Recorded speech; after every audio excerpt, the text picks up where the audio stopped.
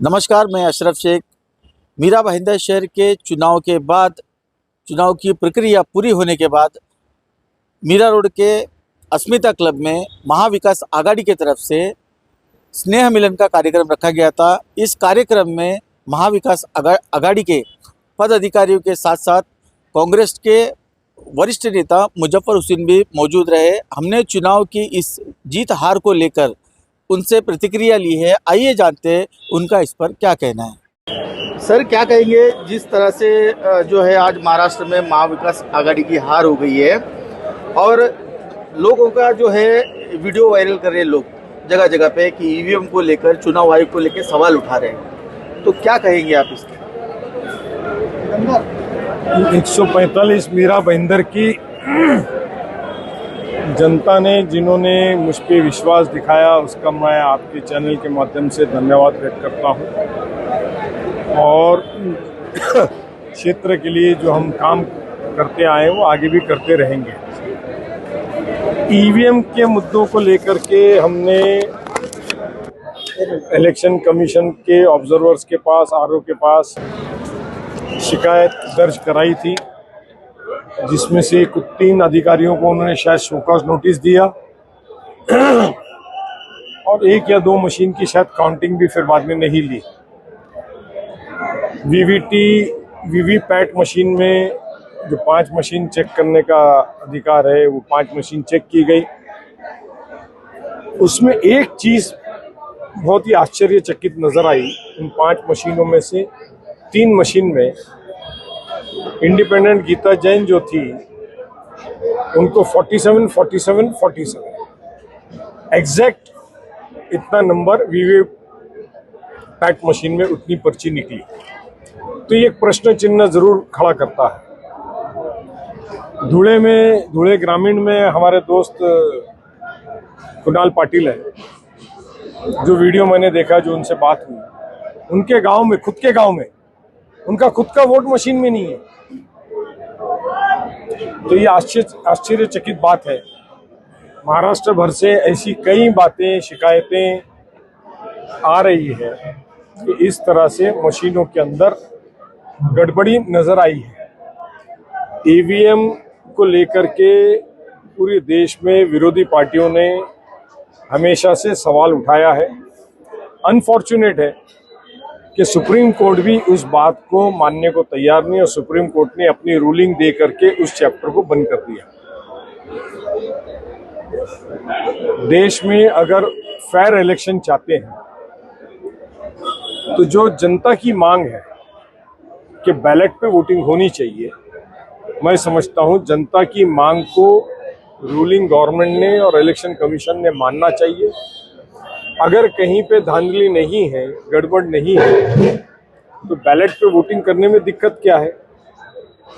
आखिर में इलेक्शन जनता के लिए होता है, और अगर जनता उस इलेक्शन से खुश नहीं है और जनता को उस इलेक्शन प्रोसेस पे संशय है, तो government is for the people. और अगर लोगों की बात, गवर्नमेंट इस बात को ही सुनने को अगर तैयार नहीं है, तो इसका मतलब ही ये होता है कि कहीं ना कहीं दाल में काला है। इस तरह से जो है सर, वोटिंग जहां तक मशीन में चोरी होना या फिर इस तरह से मशीन में गड़बड़ी करना, ये कहीं ना कहीं लोगों का जो मौलिक अधिकार है उसका हनन है, लोकतंत्र की हत्या है। ये हर राज्य में हर वक्त होते रहती है। तो इसको लेकर आप विपक्ष में हैं, तो आप क्या कदम उठाएंगे? ऑलरेडी इसके ऊपर कई पिटीशन सुप्रीम कोर्ट में हुई, और सुप्रीम कोर्ट ने इसी साल में अपनी रूलिंग भी उस पर दी, गाइडलाइंस भी दी। मगर ये सुप्रीम कोर्ट ने रूलिंग इस तरह नहीं किया कि इलेक्शन बैलेट पे होगा। अल्टीमेट अथॉरिटी कौन है इस देश में? Supreme court. तो सुप्रीम कोर्ट ने अगर इस जनता की आवाज को सीरियसली नहीं लिया और टेक्निकलिटीज के मुद्दों के ऊपर ये कहा कि ये इस तरह से होगा, तो इससे बड़ी और कोई बात हो नहीं सकती।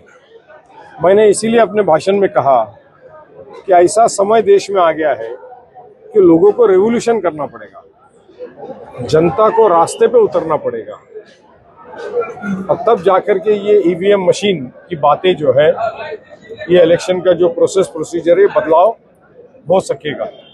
उसके अलावा कोई अभी आवाज़ देश में बची नहीं है कि जनता की इस बात को सुने।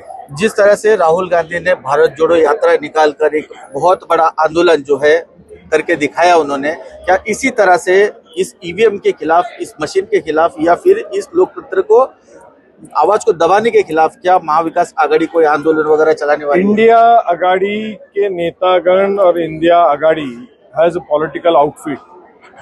ये अगर कोई फैसला करते हैं और जनता उसमें साथ देती है, फाइनली आवाज किसके लिए है?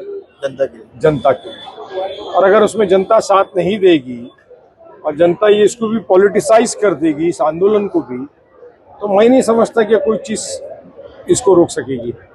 Thank you.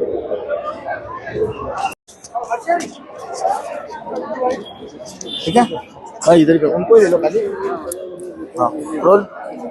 मैडम क्या कहेंगी, जिस तरह से यहाँ पे महाराष्ट्र में, पूरे महाराष्ट्र में महाविकास आघाड़ी की हार हुई है, इसके पीछे क्या कारण कहेंगी, क्या कारण बताएंगी, और इस पूरे चुनाव प्रक्रिया में चुनाव आयोग की क्या रणनीति रही, ईवीएम की क्या रणनीति रही? क्योंकि मैं इसलिए पूछ रहा हूँ क्योंकि बहुत सारे वीडियो जो है वायरल हो चुके हैं ईवीएम को लेके, इसमें कितनी सच्चाई है और क्या कहना चाहेंगे आप? अभी जैसे कि आप देख सकते हैं, आप तो खुद मीडिया वाले हैं, अभी एक जगह मैंने देखा न्यूज पे कि टोटल वोट हुए थे 1700, लेकिन वहां से बीजेपी के एमएलए चुन के आते 2100 वोट से। तो ये कैसे पॉसिबल है? दूसरा, मैं तहसील विधानसभा का बताना चाहूंगी, जो मनसे के उम्मीदवार वहां पे खड़े थे, उनके घर के 4 वोट्स थे, लेकिन वहां से उनको सिर्फ 2 ही वोट मिले। मतलब ये कैसे हो सकता है? अगर घर के इंसान तो 4 तो वोट उसके घर के तो आएंगे ना पक्का। तो डेफिनेटली ईवीएम में कुछ तो गड़बड़ थी, वो तो मानना पड़ेगा। दूसरी बात, अगर जनता की पूछे आप, तो जैसे महाविकास आघाड़ी को लोकसभा चुनाव में जो जीत हासिल हुई थी, तो जनता में जो माहौल था जश्न का, तो आप देख सकते हैं कि इस बार जो महायुति का सरकार आया है, लेकिन जनता में किधर भी जोश का माहौल मुझे तो नहीं दिखाई दिया। आप मुझे बताइए, आपको वो माहौल दिख रहा है क्या जो लोकसभा के टाइम दिखा था? बात माहौल की तो ठीक है मैडम, लेकिन जिस हिसाब से हर राज्य में ये ईवीएम को लेकर, चुनाव को लेकर सवाल उठते आ रहे हैं लोगों के, इसके लिए आप विपक्ष में हो, तो आप इसके लिए क्या करेंगी? क्या इसी तरह से एक दूसरे पे ठिकरा फोड़ते रहेंगे, क्या इसके लिए कुछ ना कुछ आप रास्ता निकालेंगे? नहीं, जैसे कि अभी हम सभी, हमारे जो महाविकास आघाड़ी के जो भी नेता थे, उन लोग ने बैठे के वही सोचा है कि अगले चुनाव में बैलेट पेपर पे हो, उसके लिए हम लोग सभी मतलब समर्थन करेंगे और चाहते हैं कि ईवीएम कहाँ पे बाजू में हटा के अगर बैलेट पेपर पे इलेक्शन होंगे तो किधर किधर वो ईवीएम का जो अभी झोल चल रहा है वो किधर तो किधर रुक सकता है।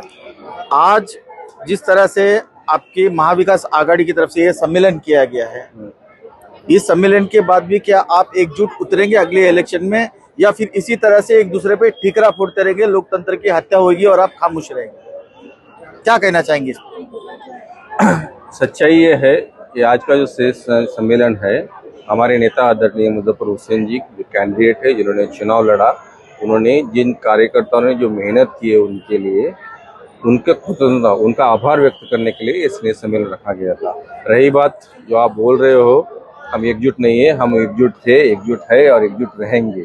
और आने वाले चुनाव में, जैसे मेरा महेंद्र महानगर पालिका चुनाव हो या अदर कोई भी चुनाव हो, किसी भी चुनाव में हम बिखरे हुए नहीं मिलेंगे, आपको एक साथ ही मिलेंगे। हमको देश की कॉन्स्टिट्यूशन को बचाना है, समाज को बचाना है, देश को बचाना है। ये जो बांटने का, ये काटने का जो देश में चल रहा है, ये इसको रोकना है, उसको रोकने के लिए हम लड़ते रहेंगे। ठीक है, जिस तरह से सर महाविकास आघाड़ी की महाराष्ट्र में हार हो गई है और तरह तरह के वीडियो लोग जो है वो वायरल कर रहे हैं, ठीक है, तो इसमें आप किसको जिम्मेदार ठहराते हैं? चुनाव आयोग को, या फिर ईवीएम मशीन को, या फिर अपने आप को, या फिर अपोजिट पार्टी को?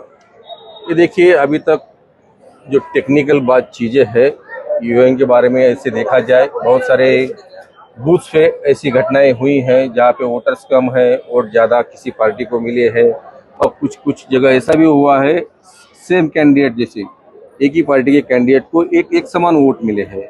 ऐसे जगह पे क्वेश्चन मार्क है, लेकिन हमारे बड़े लेवल पे नेता लोग उसके ऊपर स्टडी कर रहे हैं, उसके ऊपर टेक्निकल चीज़ों का अभ्यास करके, अभी जो खरगे साहब ने बोला है कि पूरे देश में हम ईवीएम के खिलाफ लड़ने की बात हुई है, वो चीज़ों के जो भी हमारे हमको ऊपर से आदेश आएंगे उसको हम फॉलो करेंगे।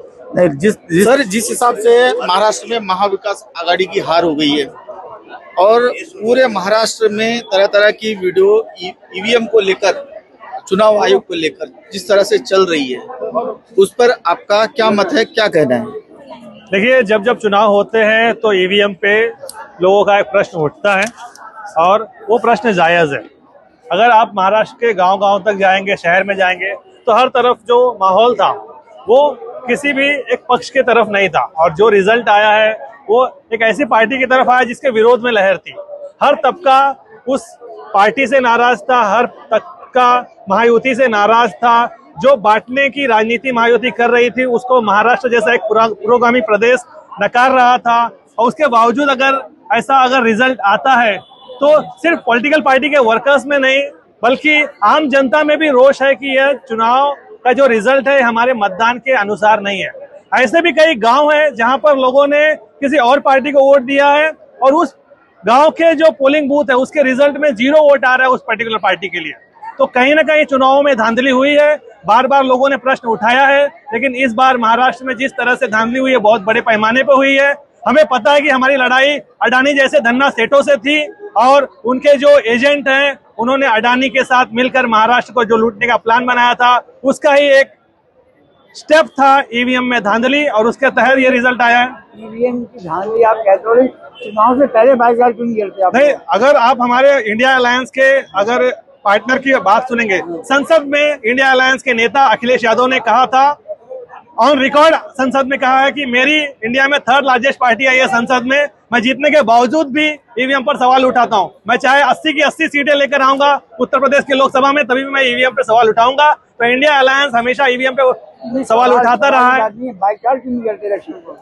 अब आज मल्लिकार्जुन खड़गे जी ने कहा है कि जिस तरह हमने भारत जोड़ो न्याय यात्रा, भारत जोड़ो यात्रा चलाई थी, उसी तरह आज जरूरत है कि हम लोग पूरे भारत में यात्रा चलाएं और बैलेट पेपर पे चुनाव हो। आप देख सकते हैं यूएस में अभी भी काउंटिंग चल रही है और वहां पर पूरे देश का चुनाव था और अभी तक काउंटिंग चल रही है और हमारे देश में एक प्रदेश का चुनाव था और एक दिन में काउंटिंग हो गया। एलॉन मस्क ने खुद ट्वीट किया था कि यहाँ पर हम लोग इतने दिनों से गिन रहे हैं, इंडिया ने गिन के रिजल्ट भी लगा दिया। मीरा भाईंदर से अशरफ शेख, इंडिया 707 न्यूज के लिए।